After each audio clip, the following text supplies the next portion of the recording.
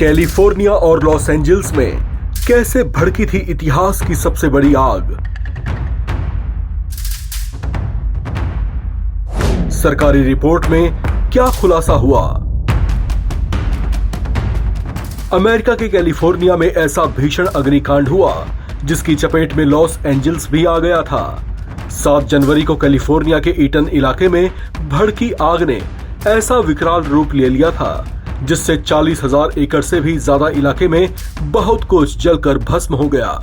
लाखों लोग इससे प्रभावित हुए जबकि हजारों घरों और 28 लोगों को इस प्रचंड अग्निकांड ने अपना शिकार बना लिया। 10 दिन से भी ज्यादा समय तक ये विनाशकारी आग ऐसे दहकती रही कि यूएस फायर डिपार्टमेंट के भी नियंत्रण से बाहर जाती दिखाई दी।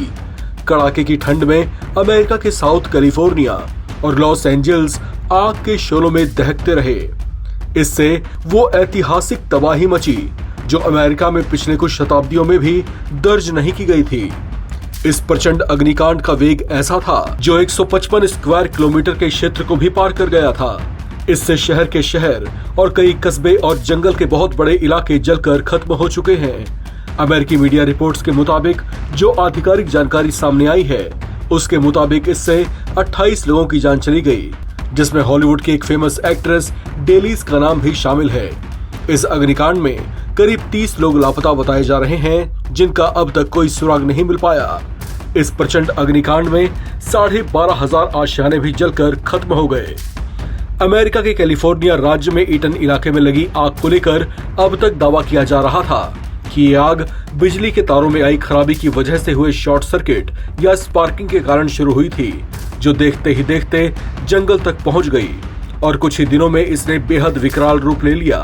हालांकि अब इसे लेकर जो अमेरिका की सरकारी आयोग की रिपोर्ट आई है उसमें यह दावा किया जा रहा है कि बिजली की जिन लाइनों को इस आग के फैलने की वजह माना जा रहा है वो दरअसल आग फैलने वाली जगह से कई किलोमीटर की दूरी पर मौजूद हैं। ऐसे में इस संभावना पर यकीन करना मुश्किल है।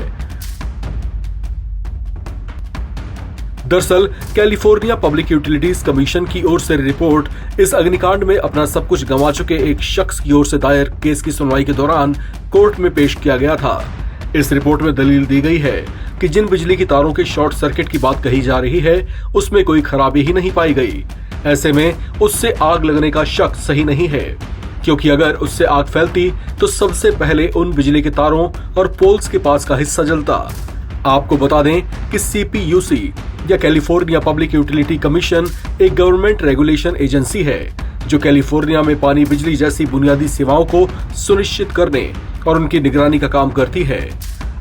अमेरिका के इस अग्निकांड में एक अनुमान के मुताबिक अरबों डॉलर का नुकसान हुआ है, जबकि तबाह हो चुके स्कूल, अस्पताल और रिहायशी इलाकों को फिर से बसाने में और जनजीवन के वापस पटरी पर आने में सालों लग सकते हैं। इस खबर में फिलहाल इतना ही। बाकी अपडेट्स के लिए आप बने रहें NBT ऑनलाइन के साथ।